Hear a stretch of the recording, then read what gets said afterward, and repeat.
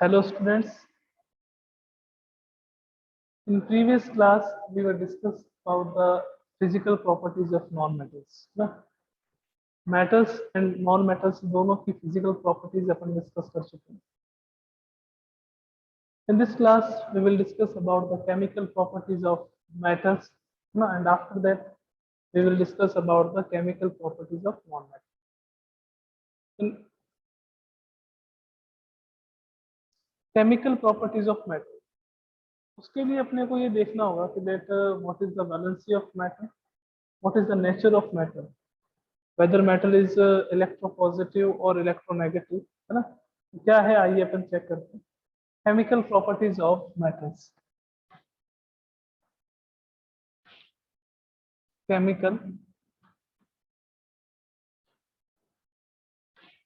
properties of metal. Chemical properties of metal. क्या reason रहता है देखो. मेटल जो है बच्चों वो इलेक्ट्रोपॉजिटिव नेचर की होती है.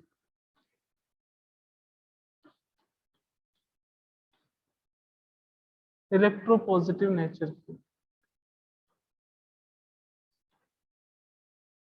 Sir what is the meaning of electropositive nature. Electropositive nature का मीनिंग क्या हो गया कि मेटल्स जो है वो इलेक्ट्रॉन लूज करती है. तो इलेक्ट्रॉन लूज करती है तो उसके ऊपर कौन सा चार्ज आता है, पॉजिटिव चार्ज. तो पॉजिटिव चार्ज अगर किसी एलिमेंट पे प्रेजेंट हो, मींस यूं कह सकते हैं कि if any element show positive valency then it is known as electropositive element, है ना. कि अगर किसी भी एलिमेंट की वैलेंसी पॉजिटिव हो तो उसको अपन क्या कहेंगे, इलेक्ट्रोपॉजिटिव एलिमेंट कहेंगे. लाइक कि मेटल्स की टेंडेंसी क्या होती है कि metal has a tendency lose the electron, loose electron lose करती है मेटल्स. यानी कि आप क्या करोगे कि ये आपके पास मेटल है, ये इलेक्ट्रॉन लूज करेगी और इसके ऊपर प्लस एन चार्ज आ जाएगा और एन इलेक्ट्रॉन बाहर निकल जाएगा. कि सर एन का मीनिंग क्या है. फॉर एग्जांपल मैं यहाँ पे सोडियम ले लेता हूँ एन. तो अगर मैं यहाँ सोडियम ले लेता हूँ तो यहाँ पे क्या आ गया आपके पास Na प्लस प्लस क्या आ गया इलेक्ट्रॉन. मैंने कहा मैं यहाँ पे Mg ले लेता हूँ मैग्नीशियम. तो यहाँ क्या आएगा Mg प्लस टू इलेक्ट्रॉन. मैंने अगर यहाँ पे एल्यूमिनियम ले लिया तो यहाँ पे क्या आ जाएगा Al plus three electron. Means n की वैल्यू कितनी होगी आपके पास 1 2 3. कि सर ये एन की वैल्यू डिपेंड किस पे करती है. एन की वैल्यू डिपेंड करती है number of electron in valence shell. Number of electron in valence shell. Valence shell में जो इलेक्ट्रॉन्स होते हैं उस पर डिपेंड करती है. कि सर कैसे. मैंने कहा देखो सोडियम, मैंने कहा सोडियम कितने पे आता है, आपने कहा सर 11 पे आता है. मैंने कहा इसका इलेक्ट्रॉनिक कॉन्फ़िगरेशन बताओ, तो आप क्या कहोगे कि सर इसका होता है इलेक्ट्रॉनिक कॉन्फ़िगरेशन 2 8. फर्स्ट शेल में कितने इलेक्ट्रॉन फिल किए जाते हैं 2, सेकंड में 8, थर्ड में कितने होते हैं 1. तो वैलेंस शेल में कितना इलेक्ट्रॉन है 1. तो ये 1 इलेक्ट्रॉन बाहर निकल जाएगा तो उसके ऊपर कौन सा चार्ज आ जाएगा +1. कि सर बाहर क्यों निकला, कईयों को दिक्कत हो जाती है. तो बाहर क्यों निकला बच्चा, आपने लास्ट ईयर एक कंसेप्ट पढ़ा होगा, एक रूल पढ़ा होगा, that is octet rule. That is octet rule, and according to this rule, each and every element must have 8 electrons in their valence shell for the stability.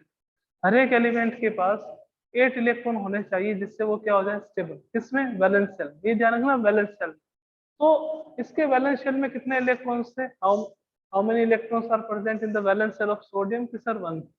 मैंने कहा अगर 8 करने हो तो क्या करना पड़ेगा, आपने कहा कि सर 8 करने हो तो या तो इसको 7 इलेक्ट्रॉन दे दो या 1 इलेक्ट्रॉन बाहर निकाल दो. तो 7 इलेक्ट्रॉन देने के लिए हाई अमाउंट ऑफ एनर्जी की रिक्वायरमेंट होती है. इससे अच्छा अपन क्या करते हैं कि इलेक्ट्रॉन बाहर निकाल देते. अब ये इलेक्ट्रॉन बाहर निकल गया, अब बैलेंस शेल आपके पास क्या हो गई, ये हो गई. यहाँ पे कितने इलेक्ट्रॉन से 8 इलेक्ट्रॉन है तो क्या होगा स्टेबिलिटी. फिर कभी मन में आ जाता है किसी के कि sir why the elements lose और गेन द इलेक्ट्रॉन्स. एलिमेंट्स जो है वो इलेक्ट्रॉन लूज क्यों करते हैं, इलेक्ट्रॉन गेन क्यों करते हैं. तो इलेक्ट्रॉन लूज और गेन क्यों करते हैं, ताकि वो स्टेबल हो जाए. स्टेबल कैसे होंगे, तो उनको अपने वैलेंस शेल में 8 इलेक्ट्रॉन्स देने कैसे भी करके. अगर वो लूज करके 8 इलेक्ट्रॉन्स दे सकते हैं तो लूज करेंगे, और अगर इलेक्ट्रॉन गेन करके उसके वैलेंस शेल में 8 इलेक्ट्रॉन्स हो जाते हैं तो वो इलेक्ट्रॉन गेन करेंगे. मेटल्स की ये टेंडेंसी होती है कि वो इलेक्ट्रॉन लूज कर देती है और अपना ऑक्टेट क्या करती है, कंप्लीट करती है। जैसे मैग्नीशियम की बात करें, मैग्नीशियम जो है उसका एटॉमिक नंबर कितना होता है बच्चों, 12। कितना होता है, 12। ये क्या करता है, 2 8 और 2, इसका कॉन्फ़िगरेशन क्या हो गया, 2 8 2। वैलेंस शेल में कितने इलेक्ट्रॉन्स है, how many electrons are present in the valence shell, sir 2 है। मैंने कहा ऑक्टेट कंप्लीट करने के लिए कितने की रिक्वायरमेंट है, आपने कहा कि सर या तो इसको 6 इलेक्ट्रॉन दे दो और या 2 इलेक्ट्रॉन्स बाहर निकाल दो। मैंने कहा 2 इलेक्ट्रॉन्स बाहर निकालना ज्यादा इजी है, तो 2 इलेक्ट्रॉन्स जैसे ही बाहर निकालोगे वैलेंस शेल में कितने इलेक्ट्रॉन्स आ जाएंगे आपके पास, 3। तो उसका ऑक्टेट फिर क्या हो गया, कंप्लीट हो गया। तो है ना, तो सोडियम के लिए एन की वैल्यू क्या होगी, +1। Mg के लिए, मैग्नीशियम के लिए क्या होगी, +2। आपके पास अगर एल्यूमिनियम आ जाता है, कितने पे आता है बच्चों, वो 13 पे, तो कॉन्फ़िगरेशन क्या होता है, 2 8 3। तो यहाँ पर वैलेंस शेल में कितने इलेक्ट्रॉन्स है, 3। ये 3 इलेक्ट्रॉन्स बाहर जाएंगे और किसके लिए, कि वो अपना ऑक्टेट कंप्लीट करना चाहता है। कोई भी एलिमेंट है वो अपना ऑक्टेट कंप्लीट करना चाहता है, उसके लिए वो इलेक्ट्रॉन लूज करता है या इलेक्ट्रॉन गेन करता है। अब अगर इलेक्ट्रॉन लूज करेगा तो उसके ऊपर कौन सा चार्ज आएगा, पॉजिटिव चार्ज आएगा। एंड अगर किसी एलिमेंट पे पॉजिटिव चार्ज प्रेजेंट हो तो उस एलिमेंट को अपन कौन सा एलिमेंट कहते हैं, इलेक्ट्रोपॉजिटिव एलिमेंट। तो मेटल्स की टेंडेंसी क्या होती है कि वो इलेक्ट्रॉन्स को लूज करती है, बिकॉज मेटल का साइज बड़ा होता है। अब किसी के मन में ये भी क्वेश्चन आ सकता है ना कि सर मेटल्स ही क्यों इलेक्ट्रॉन लूज करती है, नॉन मेटल्स क्यों नहीं करती। तो उसका रीजन है, मेटल का जो साइज है, एटॉमिक साइज, वो बड़ा होता है, तो उसके कारण से इलेक्ट्रॉन लूज इजीली कर सकती है। तो मेटल्स क्या करती है, इलेक्ट्रॉन लूज करती है।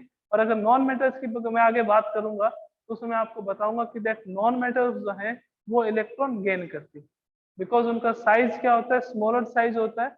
उनका न्यूक्लियर, बाकी बातें अपन बाद में करते रहेंगे ना उसमें, नॉन मेटल्स में। मेटल्स का साइज बड़ा होता है, साइज बड़ा होने के कारण से इसका जो न्यूक्लियस है वो वैलेंस शेल के इलेक्ट्रॉन पे इतना अट्रैक्शन फोर्स नहीं लगा पाता है, जिसके कारण से इलेक्ट्रॉन क्या होता है, बाहर निकलता है। और मेटल्स कौन सी नेचर की होती है, इलेक्ट्रोपॉजिटिव नेचर की, बिकॉज इलेक्ट्रॉन लूज करेगी तो इनके ऊपर कौन सा चार्ज आएगा, पॉजिटिव। अब इलेक्ट्रॉन लूज क्यों करती है वो भी अपन ने देख लिया कि ऑक्टेट रूल के according each and every element must have 8 electrons in their valence shell for the stability, है ना। स्टेबिलिटी के लिए कितने इलेक्ट्रॉन्स की रिक्वायरमेंट है, 8। तो वो 8 इलेक्ट्रॉन, यानी कि यूं कह सकते हैं कि अपना ऑक्टेट कंप्लीट करने के लिए मेटल्स क्या करती हैं, इलेक्ट्रॉन को लूज करती है, जिससे वो क्या हो जाए, स्टेबल। तो केमिकल प्रॉपर्टीज में ये सबसे इंपॉर्टेंट पॉइंट है, स्टार्ट नहीं हुआ है, 4 to 5 केमिकल प्रॉपर्टीज है। सबसे पहला पॉइंट ये कि मेटल्स जो है वो इलेक्ट्रोपॉजिटिव नेचर की होती है। क्यों होती है, इसका रीजन ये मैंने आपको बता दिया। अगर आपको समझ आ गया हो तो जल्दी से अपना हैंड रेज कर दीजिए, फिर अपन चलते हैं फर्स्ट प्रॉपर्टी की ओर कि मेटल की फर्स्ट प्रॉपर्टी क्या है।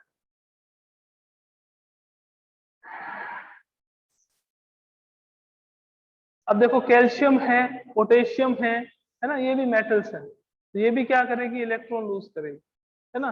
अपने को सर एग्जांपल मेटल्स के ये अपने जो यूज में आने वाले हैं वो कौन से हो गए, जैसे लिथियम हो गया, सोडियम हो गया, पोटेशियम हो गया, है ना, मैग्नीशियम हो गया, आपके पास बोरोन हो गया, एल्यूमिनियम हो गया, कैल्शियम हो गया।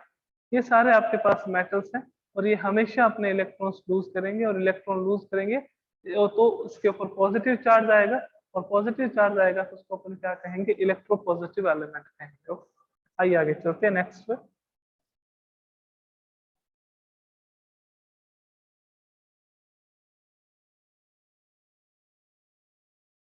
केमिकल प्रॉपर्टीज ऑफ मेटल का first point,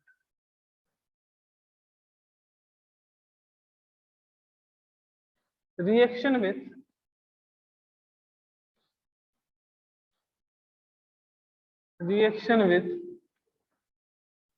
oxygen, reaction with oxygen, oxygen के साथ रिएक्शन करवाना।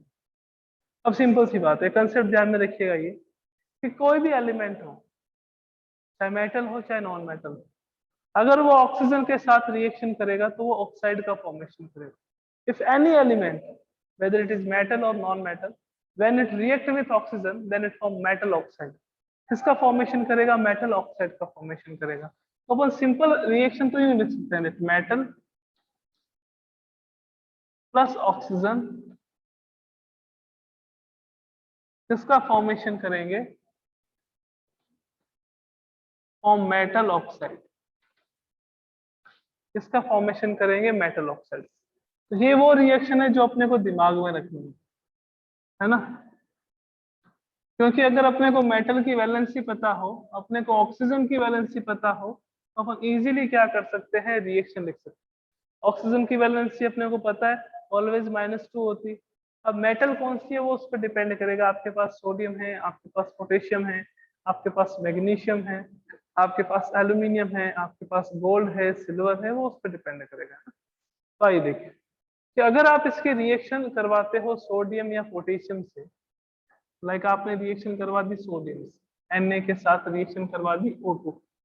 अब मैंने आपको एक बात बता रखा है कि ऑक्सीजन जो है वो डायटोमिक गैस, डायटोमिक गैस है, तो अपने को हमेशा ऑक्सीजन जो है वो O2 की फॉर्म में लिखेंगे। या तो अपन O2 की फॉर्म में लिखेंगे या हाफ O2 की फॉर्म में लिखेंगे। अपन ऐसा कभी नहीं करेंगे कि इसको ओनली यूं लिख दो, it is not correct. Because ऐसे ऑक्सीजन को अपन क्या कहते हैं बच्चों, ऐसे ऑक्सीजन को अपन कहते हैं नेसेंट ऑक्सीजन। अगर यूं लिखा है आपने नेसेंट ऑक्सीजन क्या है, तो ऐसे नहीं लिखेंगे because this is very reactive. तो अपन ऑक्सीजन एक डायटोमिक गैस है, कोई भी आपके पास अगर केमिकल रिएक्शन हो तो उस केमिकल रिएक्शन में ऑक्सीजन को हमेशा कौन सी फॉर्म में लिखेंगे, O2 की फॉर्म। अब आप हाफ O2 लगाओ आगे तो वो भी कोई दिक्कत नहीं है, O2 जरूर लगाना है ना। आप इसके रिएक्शन कराओगे तो रिएक्शन करवाने पर अपन देखेंगे अपने पास प्रोडक्ट क्या बनेगा, Na2O। Na2O। अब वही बात है कि सर रिएक्शन बैलेंस करो, यहाँ कितने ऑक्सीजन है बच्चों, 2, यहाँ कितने हैं, 1। तो जिस साइड ऑक्सीजन कम होते हैं उस साइड क्या लगा दो आप, मल्टीप्लाई कर दो एक ऐसे फिगर का जिससे नंबर ऑफ ऑक्सीजन इक्वल हो जाए। यहाँ पे 2 ऑक्सीजन है, अब यहाँ पे भी कितने हो गए 2। कि सर सोडियम की बात कर लेते हैं, मैंने कहा कर लो। यहाँ कितने सोडियम है कि सर 2 2 4, कितने सोडियम है 2 2 4, यहाँ कितने हैं 1, तो उसको किससे मल्टीप्लाई कर दो 4, तो क्या आ गया 4Na + O2 2Na2। कि सर और एग्जांपल, मैंने कहा पोटेशियम से करवा दो O2 की रिएक्शन, तो किसका फॉर्मेशन होता है आपके पास, K2, यहाँ पे 2, यहाँ पे 4। ये दोनों एक जैसी रिएक्शन देंगे बिकॉज अपन आगे जब चैप्टर नंबर 5 देखेंगे वहां अपने पास क्लासिफिकेशन ऑफ एलिमेंट्स है, इन दोनों की वैलेंसी सेम होती है, इन दोनों में number of electron in valence shell same होते हैं। कि सर कैसे, मैंने कहा आप सोडियम की बात कर लो तो सोडियम 11 पे आता है, अभी मैंने बताया था, तो कॉन्फ़िगरेशन क्या आ गया 281, कॉन्फ़िगरेशन क्या आ गया 281। पोटेशियम की बात कर लो, पोटेशियम 19 पे आता है तो कॉन्फ़िगरेशन क्या आ गया 2881। तो इसके भी वैलेंस सेल में 1 इलेक्ट्रॉन, इसके भी वैलेंस सेल में 1 इलेक्ट्रॉन, तो इनकी जो केमिकल प्रॉपर्टीज होती हैं वो सेम रहती है। केमिकल प्रॉपर्टीज क्या होती है, सेम होती है, बट एलिमेंट चेंज होता है।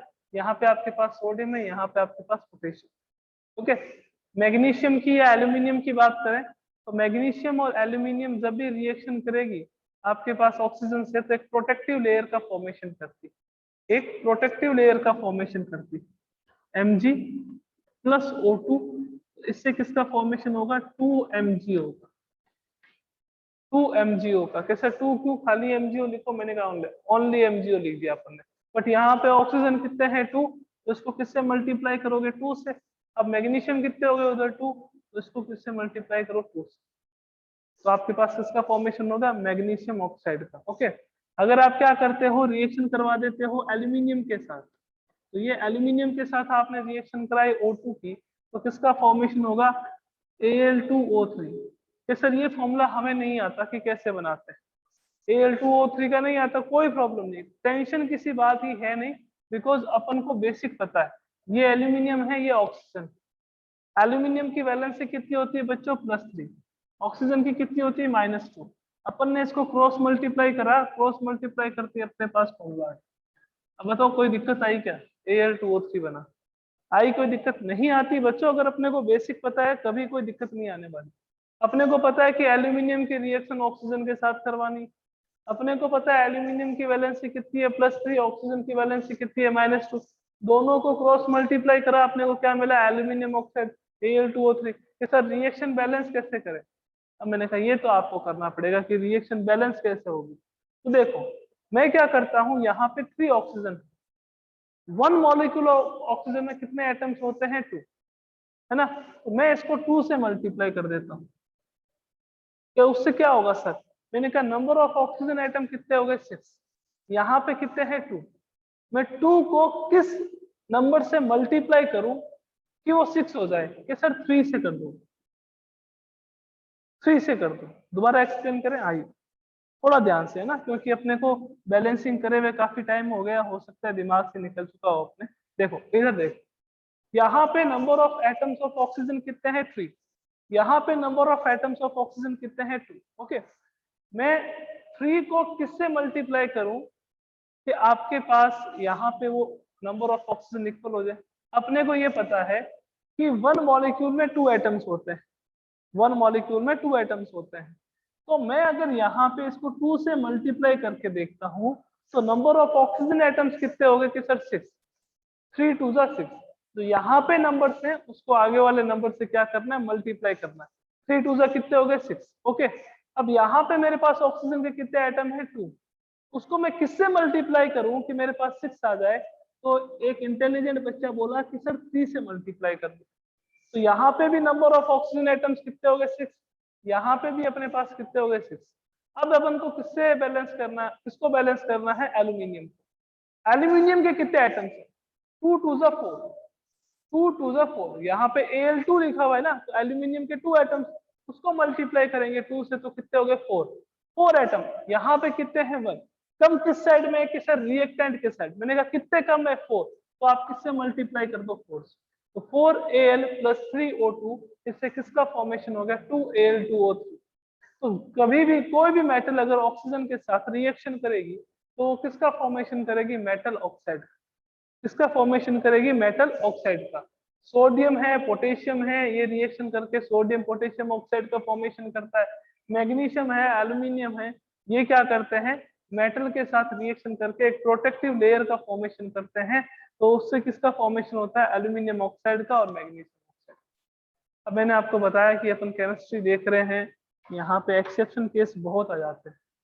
अभी क्या एक्सेप्शन केस है वो देख लेते हैं।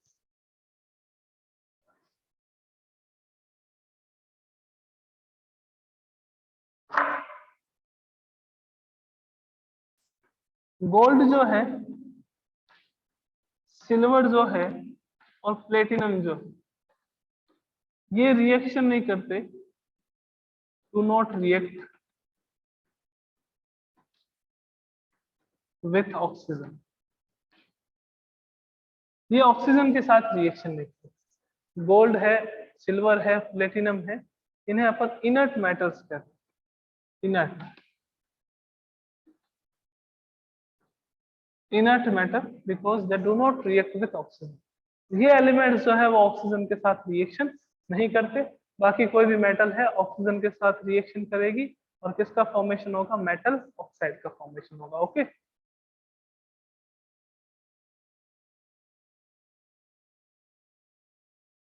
मेटल ऑक्साइड का फॉर्मेशन होगा। आइए अब कुछ और बातें कर लेते हैं मेटल ऑक्साइड की। जो अपना सेकंड चैप्टर था एसिड बेस एंड सॉल्ट, उसमें मैंने आपको कुछ बातें बताई थी that metal oxide can react with any acid. Metal oxide can react with any acid. उसका रीजन क्या है? Because metal oxides are basic in nature.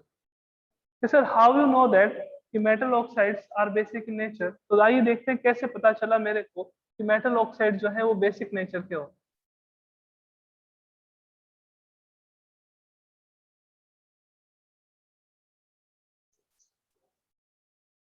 Metal oxides are basic in nature, basic in, how do you know sir basic in nature? Because आपको किसी भी oxide, कोई भी oxide, किसी भी एलिमेंट का कोई भी ऑक्साइड हो, उसकी नेचर फाइंड आउट करनी है that what is the nature of this oxide. चाहे वो आपके पास मेटल हो चाहे अपने पास नॉन मेटल हो, आप उसकी रिएक्शन क्या करवा दो? वाटर के साथ। उसकी रिएक्शन जो है वो किसके साथ करवा दो? वाटर के साथ करवा दो। अगर वो वाटर के साथ रिएक्शन करने के बाद में एसिड एज ए प्रोडक्ट दे रहा है तो वो क्या होगा आपके पास? Acidic oxide. और अगर एज ए प्रोडक्ट वो बेस दे रहा है तो वो क्या हो जाएगा? Basic oxide. के सर कैसे? मैंने कहा देखो बच्चों, आप क्या कराओ, ये आपके पास Na2O, इसकी रिएक्शन अपन ने करवा दी H2O के साथ।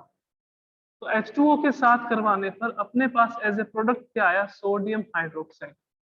क्या प्रोडक्ट आया, सोडियम हाइड्रोक्साइड। तो when any oxide of when oxide of any element reacts with water and gives base as a product, then the oxide is known as basic oxide. Then the oxide is known as basic oxide, and oxide of all the metals gives base when it reacts with water. जब भी कोई metal का oxide water के साथ reaction करता है, reaction करने पर हमेशा किसका फॉर्मेशन करेगा, बेस का। हमेशा किसका फॉर्मेशन करेगा, बेस का। तो अपन कह सकते हैं the oxides of all the metals are basic in nature. Oxide of all the metals are basic in nature. आप किसी की भी रिएक्शन करवा लो, लाइक अपन ने K2O की रिएक्शन करवा ली किसके साथ, H2O के साथ, तो किसका फॉर्मेशन हो गया आपके पास, 2KOH। आपने रिएक्शन करवा ली MgO की, किसके साथ करवाई, H2O के साथ, then you get MgOH whole twice means magnesium hydroxide। तो जनरली जितने भी मेटल्स हैं वो मेटल के जो ऑक्साइड हैं वो वाटर के साथ रिएक्शन करके किसका फॉर्मेशन करते हैं, बेस का। And due to this reason the oxides of metal are known as basic oxide. उसको अपन क्या कहते हैं, बेसिक ऑक्साइड कह देते हैं। कुछ एक्सेप्शन आ जाते हैं, जैसे आपके पास Al2O3 and ZnO, these are oxides of metal which are amphoteric. Okay, sir, what is the meaning of amphoteric? That oxides which can react with both acid and base, जो दोनों एसिड और base दोनों के साथ reaction कर सकते हैं, उसको अपन क्या कहते हैं, एम्फोटेरिक ऑक्साइड। ये एसिड के साथ भी रिएक्शन कर सकता है, बेस के साथ भी रिएक्शन कर सकता है ना, तो उसको अपन क्या कहते हैं, एम्फोटेरिक ऑक्साइड कहते हैं। Al2O3 आ जाए, example, give the examples of amphoteric oxide, then what is our answer? Our answer is Al2O3, यानी कि एल्यूमिनियम ऑक्साइड जो है वो एम्फोटेरिक ऑक्साइड होता है, because it can react with both acid and base, दोनों के साथ रिएक्शन कर सकता है, दोनों के साथ रिएक्शन कर सकता है। अगर ये एसिड के साथ रिएक्शन करता है तो किसका फॉर्मेशन करेगा, जैसे HCl की रिएक्शन करवा दी तो AlCl3 का फॉर्मेशन, एल्यूमिनियम क्लोराइड HCl के साथ रिएक्शन करवा दी। आपने बेस के साथ रिएक्शन करवा दी तो एल्यूमिनेट का फॉर्मेशन करेगा। अब चाहे सोडियम एल्यूमिनेट हो या पोटेशियम एल्यूमिनेट हो, उसका फॉर्मेशन करेगा। ये आपके पास फर्स्ट प्रॉपर्टी थी, रिएक्शन विथ ऑक्सीजन। मेटल की रिएक्शन, किसी भी मेटल की रिएक्शन अगर आप ऑक्सीजन के साथ करवाते हो तो आपको किसका फॉर्मेशन होता है, मेटल ऑक्साइड का। कौन सी मेटल रिएक्ट नहीं करती है, गोल्ड, सिल्वर और प्लेटिनम, ये मेटल्स जो है वो ऑक्सीजन के साथ रिएक्शन नहीं करती। ओके, और मेटल के जो ऑक्साइड्स हैं वो कौन सी नेचर के होते हैं, बेसिक नेचर के। कैसे पता चला कि when oxides of metal react with water then the form base, तो वो किसका फॉर्मेशन करते हैं, बेस का। कुछ एक्सेप्शन आ जाते हैं, जैसे Al2O3 है तो वो किसके साथ रिएक्शन करता है, वो एसिड के साथ भी करता है, बेस के साथ भी करता है ना, तो इसको अपन एम्फोटेरिक ऑक्साइड कहते हैं। It is known as amphoteric oxide, aluminium oxide Al2O3। Okay,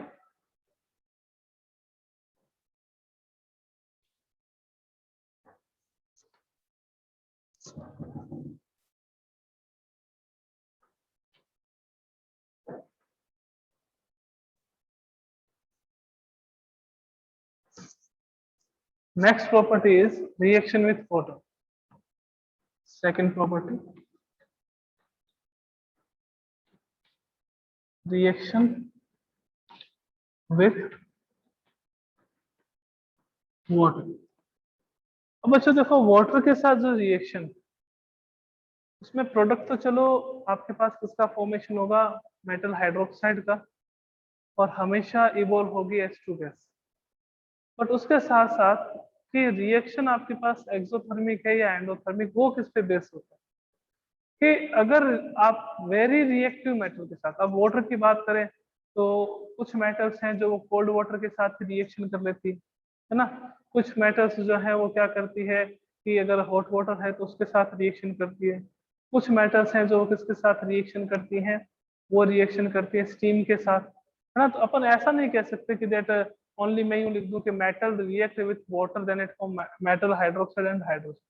अब डिफरेंट टाइप्स वाटर की डिफरेंट फॉर्म के साथ, कोल्ड के साथ, है ना, कोल्ड के साथ भी रिएक्शन कर रही है तो high amount of energy release कर रही है, कोल्ड के साथ रिएक्शन कर रही है बट कोई एनर्जी नहीं दे रही है, फिर वो हीट करने पर रिएक्शन कर रही है, कुछ मेटल्स ऐसी होती है। ओके, अब कुछ मेटल्स ऐसी होती हैं जो आपके पास वाटर के साथ अगर देखें तो स्टीम हो तो रिएक्शन करती है, यानी कि स्टीम के साथ रिएक्शन करती है, और कुछ मेटल्स ऐसी हैं जो वाटर के साथ रिएक्शन ही नहीं करती। तो वो किस पे डिपेंड करता है?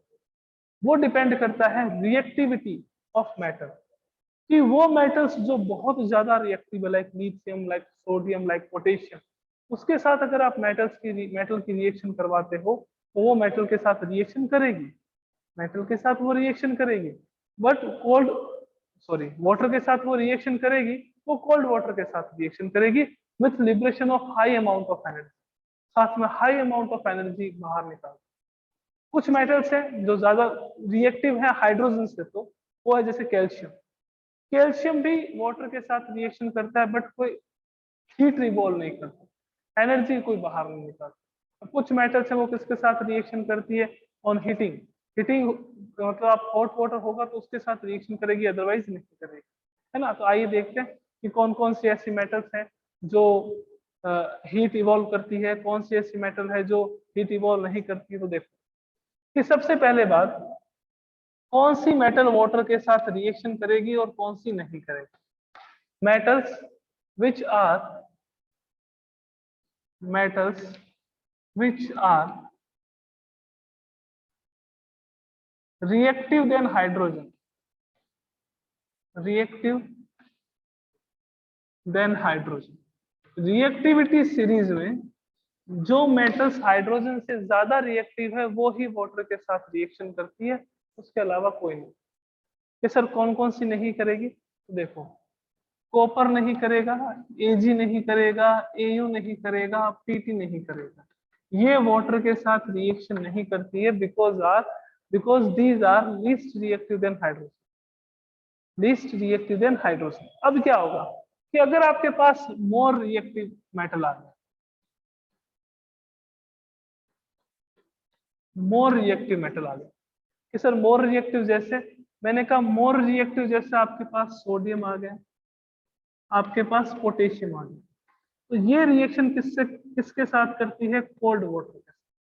ये कोल्ड वाटर के साथ भी रिएक्शन करने की कोई दिक्कत नहीं, बट कोल्ड वाटर के साथ रिएक्शन करेगा तो ये क्या क्या प्रोडक्ट बनाएगा वो देखना है। एक तो बनाएगा metal hydroxide, metal hydroxide plus hydrogen gas, ये तो बनेगा, ये तो हर एक के साथ बनेगा, metal hydroxide plus hydrogen gas तो इवॉल्व हर एक कंडीशन में होगी, बट यहाँ पे साथ में क्या होगा? हीट भी इवॉल्व, प्लस हीट मीन्स अगर इनके साथ रिएक्शन करवाते हो वाटर की तो इनके साथ जो रिएक्शन है वो हाईली एक्सोथर्मिक रिएक्शन,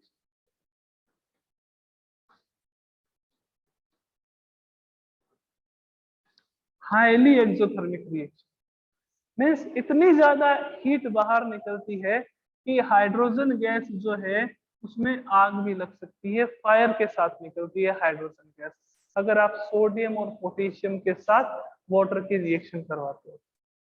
और due to this reason sodium and potassium are placed in inert atmosphere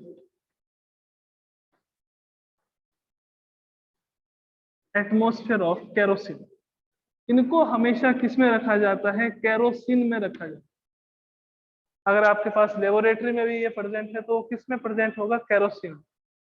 Sodium and potassium are placed in inert atmosphere of kerosene because these are very reactive metals, and when these metals react with cold water then it liberates a high amount of energy, बहुत ज्यादा amount of energy release करती है, इसके कारण से इसको किस में रखते हैं? केरोसिन। एक और एग्जांपल इन्हीं का है कि lithium is also a very reactive metal, ये भी बहुत ज्यादा रिएक्टिव मेटल है, बट इसको केरोसिन में नहीं रख के पैराफिन वैक्स में रखा जाता है, पैराफिन वैक्स में रखा जाता है इसको। कि सर क्या रीजन है इसको पैराफिन वैक्स में रखते हैं?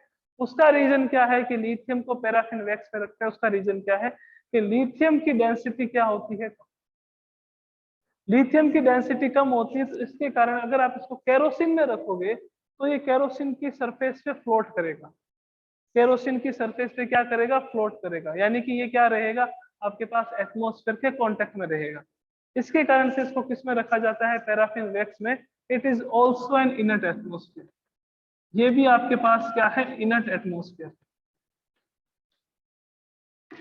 Inert atmosphere. क्वेश्चन आता है कि why lithium is placed, why lithium is placed in medium of paraffin wax, है ना, तो उसका क्या रीजन रहेगा कि lithium is a very light element and the density of lithium is lesser than the kerosene, so it float on the surface of the kerosene. Due to this reason it is also it is always placed in the paraffin wax। इसको हमेशा किस में रखते हैं, paraffin wax. Sodium और potassium cold water के साथ reaction करेंगे, मेटल हाइड्रोक्साइड का फॉर्मेशन करेंगे, हाइड्रोजन गैस इवॉल्व करेंगे, साथ में हाई अमाउंट ऑफ एनर्जी भी लिबरेट करते हैं, ठीक है ना, हाई अमाउंट ऑफ एनर्जी देते हैं, because these are very reactive metals, ये बहुत ज्यादा रिएक्टिव मेटल्स होते हैं। ओके, नेक्स्ट बात करें कैल्शियम की, नेक्स्ट बात कर लेते हैं अपन किसकी, कैल्शियम की। कैल्शियम कोल्ड वाटर के साथ रिएक्शन करता है और रिएक्शन करके सेम प्रोडक्ट देता है, calcium hydroxide CaOH whole twice plus hydrogen gas evolve करता है, बट हीट का लिबरेशन नहीं करता, यहाँ पे हीट का लिबरेशन नहीं होता। तो मैं आपको एक सीधा सा स्टेटमेंट यूं नहीं लिखा सकता कि metal plus water, metal hydroxide plus hydrogen. अपने को क्या करना पड़ेगा कि कौन सी metal, on the basis of reactivity अपन देखते हैं कि कौन सी मेटल कैसे रिएक्शन करती है। अगर अपन लेते हैं वेरी रिएक्टिव मेटल तो उसमें हीट इवॉल्व होगी, अगर आप उससे कम रिएक्टिव लोगे, कैल्शियम लोगे, तो वो कोल्ड वाटर के साथ रिएक्शन करेगी, हीट का लिबरेशन नहीं करती। कुछ मेटल ऐसी आएगी जैसे मैग्नीशियम है, तो वो क्या करती है कि हीटिंग यानी कि हॉट वाटर के साथ रिएक्शन करती है।